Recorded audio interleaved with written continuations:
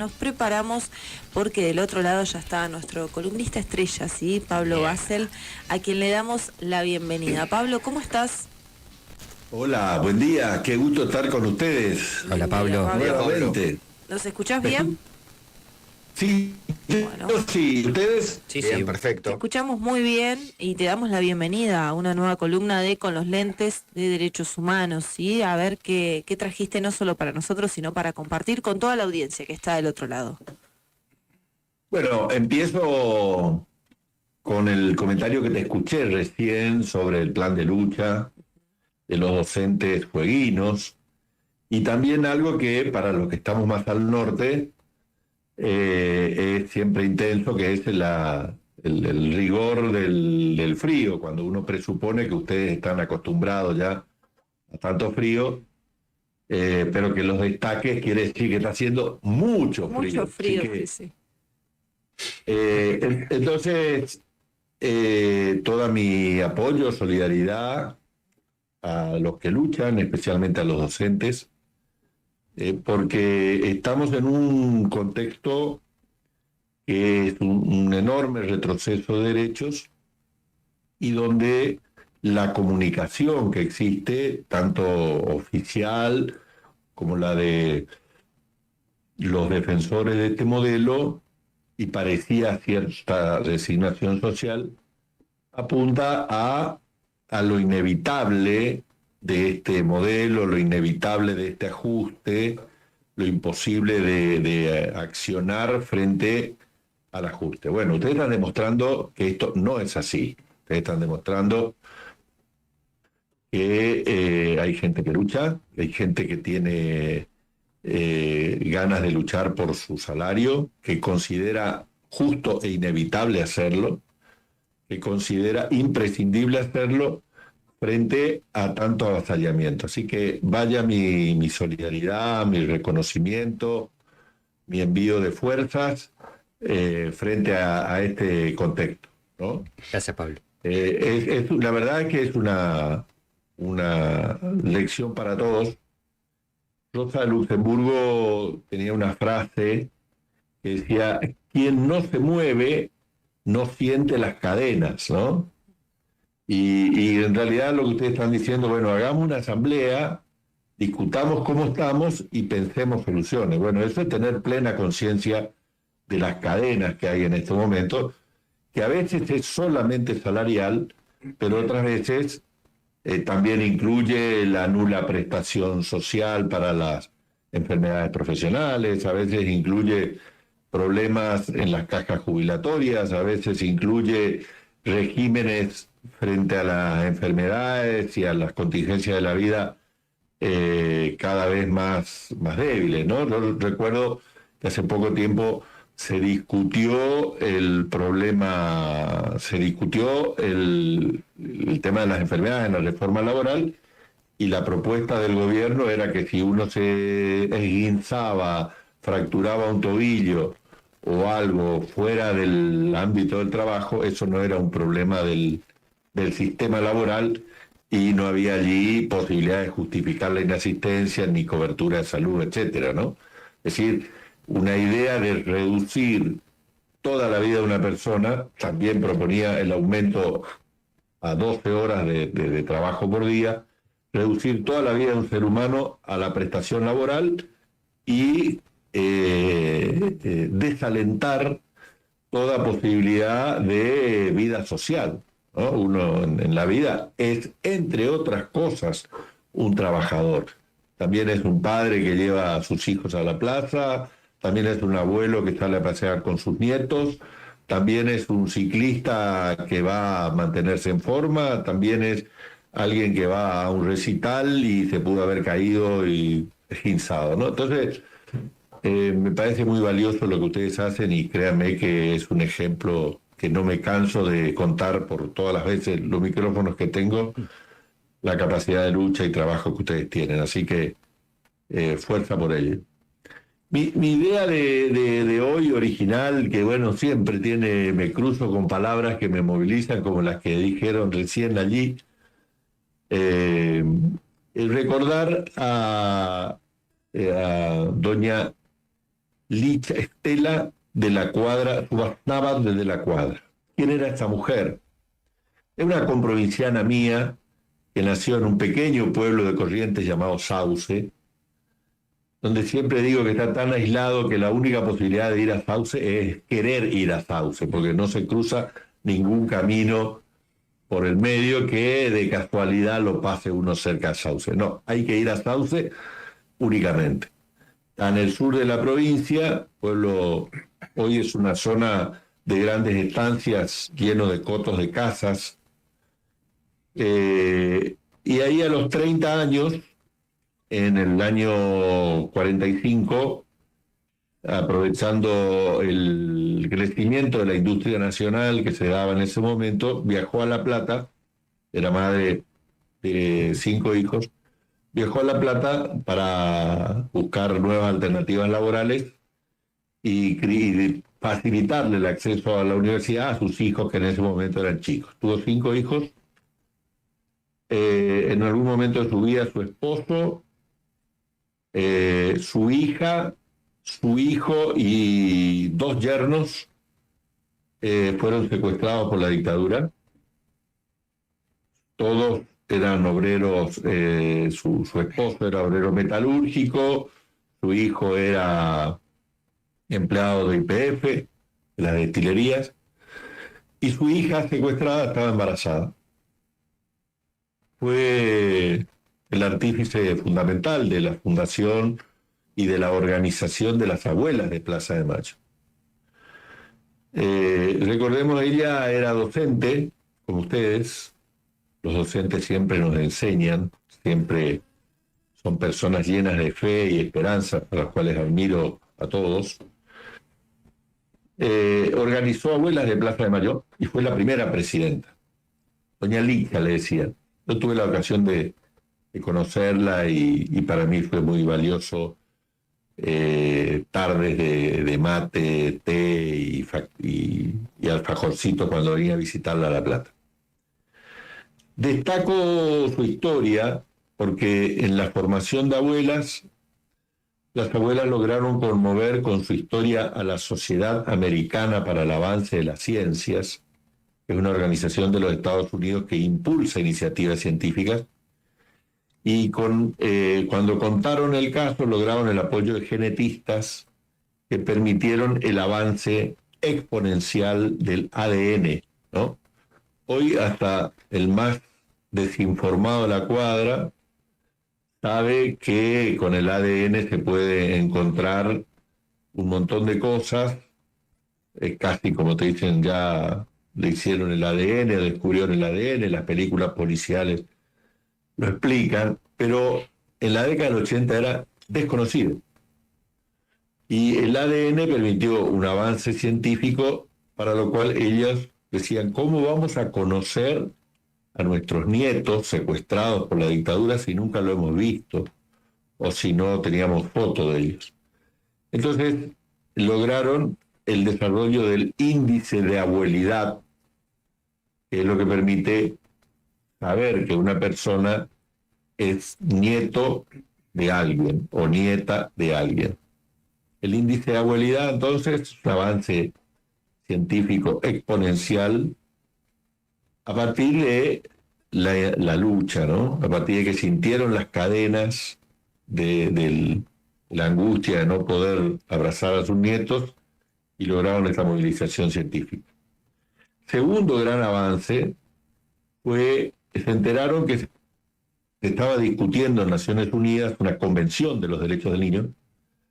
Se fueron, hablaron con el comité que estaba discutiendo y le dijeron, nuestros nietos tienen derecho a su identidad. Algo que era obvio, que el nieto de Juan tiene que saber que es nieto de Juan, y Juan tiene que saber que el niño es su nieto. Pero a partir de explicar el caso argentino lograron que se estableciera en la Convención de los Derechos del Niño el derecho a la identidad. Todo niño o niña tiene derecho a su identidad. Algo tan sencillo y obvio que a veces lo obvio no lo es tanto. Cuando se tiene el caso de gobiernos tiranos que se ensaña con los niños, ¿no? El modelo argentino de secuestrar niños no fue el único. Se inspiró en el modelo de la España franquista, que repartió niños de militantes políticos a familias, como se decía en ese momento, bien cristianas. Cerca de 100.000 niños se estiman que fueron entregados a otras familias. Ese modelo, inspirado en un psiquiatra español de apellido Nájera, que decía que todos los hijos de los luchadores tienen un gen que se llama el gen rojo, que les hacía ser luchadores antisociales, de izquierda, comunistas. Decían allá que en la época de Franco era la encarnación del mal en la tierra. La dictadura empleó el mismo criterio y secuestró entre 500 y 600 niños, no se sabe el número exacto. Siempre el número exacto de las víctimas lo saben los victimarios, nunca las víctimas ni la sociedad. Digo esto para tener presente que a veces hay personas que se empeñan en discutir los números cuando equivocan el interlocutor, ¿no? Le preguntan a las víctimas, ¿y cuántos desaparecidos hay? No sé, pregúntenlo a los desaparecedores, no a los desaparecidos. Bueno, entonces este modelo llegó a la Argentina y ahí está, como fruto de la lucha de las abuelas, el derecho a la identidad, que los docentes enseñan en la primaria, ¿no? Y todo niño sabe que tienen derecho a su identidad. Y finalmente lograron además dos cosas más maravillosas, que de esos 500, 600 niños secuestrados, que son desaparecidos vivos, permanecen secuestrados hoy, aunque no lo sepan, 140 recuperaron su identidad. Y el último logro, que emparenta con ustedes, es que nos enseñaron que bajo ningún contexto se puede bajar los brazos, ¿no? Ustedes están hablando del frío agobiante que están padeciendo y están luchando en asambleas. Bueno, las abuelas en los peores momentos de impunidad avanzaron con el teatro por la identidad, arte por la identidad, música por la identidad, charlas en las escuelas, formación en el derecho a la identidad, y fueron apareciendo los nietos, y hoy son uno de los organismos de derechos humanos del mundo más respetados, más admirados, más valorizados. Salí del hincha de la cuadra porque el 1 de junio, falleció un 1 de junio, y quería hacerle un homenaje a ella, porque habiendo salido de un pueblo tan pequeño, más chico que Tolwyn, para quienes conocen la geografía del resto de la hermosa provincia de Tierra del Fuego, en muchos lugares uno escucha la dictadura no pasó por acá, o acá no fue terrible, o acá no la conocimos. No, mentira. Todos conocimos algo de la dictadura, ¿no? Por ejemplo, Sauce, pueblo de 3.000 habitantes, le secuestraron al esposo de doña Licha, que era sauceño, y a 2 de sus hijos, 3. Pues después una pudo salir. Y hay otra manera que creo que que creo que se está expresando en este tiempo que estamos viviendo. Hay otra manera también de que te impacte la dictadura. Francisco Romero, Tete Romero, es un intelectual chaqueño, docente de la Humanidades de la Universidad Nacional del Nordeste. Hizo un libro, ya lo he mencionado acá porque siempre me parece, cada tanto lo releo y me rompe la cabeza. Se llama Culturicidio. Y analiza el impacto de la dictadura en la cultura. Y él la cifra que tiene es que en la década del 70, un argentino promedio usaba en su comunicación habitual 1.200 palabras. Y un argentino promedio en los 80 usaba 850 a 900 palabras.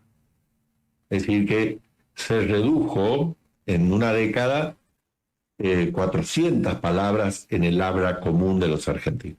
Eso producto del miedo, de la censura, de la autocensura, del intento de protegerse, del intento de proteger a los seres queridos, que de ciertos temas no hay que hablar. La dictadura había hecho toda una campaña en algún momento que parecía destinada a la salud, pero era todo un mensaje político que decía el silencio es salud, ¿no? Bueno, en ningún contexto el silencio puede ser salud. Puede ser en algún lugar cuando un niño descansa, pero fuera de eso hay que hablar, la vida tiene ruidos, tiene dinámica, tiene momentos. Lo sabe Nelson ahí, que este es un músico importante, que tienen ustedes el gusto de disfrutarlo seguramente muy seguidamente, ¿no? Entonces, este apagón cultural no fue solo de los intelectuales, fue del habla común de los argentinos. Entonces, imaginemos el empobrecimiento cultural producto del miedo que genera una sociedad que pierda la posibilidad de usar 400 palabras en 10 años. La dictadura nos alcanzó a todos y por eso las luchas por la verdad, las luchas por la justicia, las luchas por la memoria alcanzan a todos, porque permite consciente e inconscientemente salir de esos lugares del miedo, del intento de protegerse, de proteger a los otros, y es un camino que hay que seguir transitando, ¿no? La dictadura pasó hace 50 años, fue el momento que se instaló, más de 40 que se fue, pero hay consecuencias que permanentemente quedan, ¿no? Como ciertos intentos en la fecha para revalorizarla, para reivindicarla, para negar su horror criminal, y hechos como estos, tan obvios, ¿no? Faltan 400 niños volver a sus hogares, abrazarse con sus abuelos que están muriendo, quedan solo 2 abuelas de Plaza de Mayo vivas. Bueno, todo eso hace saber que el horror nos alcanzó a todos, pero la posibilidad de salir del horror también nos alcanza a todos. ¿Cómo? Hablando, abrazando, conmemorando, discutiendo, pensando en libertad, animándonos a luchar por un salario o la comisión vecinal por una calle asfaltada, o por lo que sea, o los padres del club para que sus hijos tengan un profesor que les enseñe a jugar tal o cual deporte. Así que era un homenaje pensaba esto en un homenaje a doña Licha. Insisto, me emociona siempre hablar de ella porque era una persona maravillosa que me honró con su afecto y su amistad. Seguí hablando de los luchadores y para tener claro que siempre hay momentos para la respuesta, ¿no? Hay un momento de tomar conciencia, otro momento de luchar, a veces de putear libremente, otras veces de exigir, otras veces de distintos momentos. Me quedé con el momento de la bronca que todas estas injusticias generan, y por eso le pedí a Nelson que prepare la marcha a la bronca, ¿no? Muy bien. Porque las injusticias nos conmueven a todos, a ustedes particularmente que están luchando ahí, y les vuelvo a dejar mi abrazo solidario, y saber que se puede cambiar. Pedro y Pablo pensaron la marcha a la bronca en un momento de indignación colectiva, pero después hicieron muchas canciones más que hablan de energías muy positivas. Así que con esto, feliz de haber retomado estas columnas, les dejo un abrazo muy grande Y bueno, fuerza a los que luchan. Un abrazo, Pablo.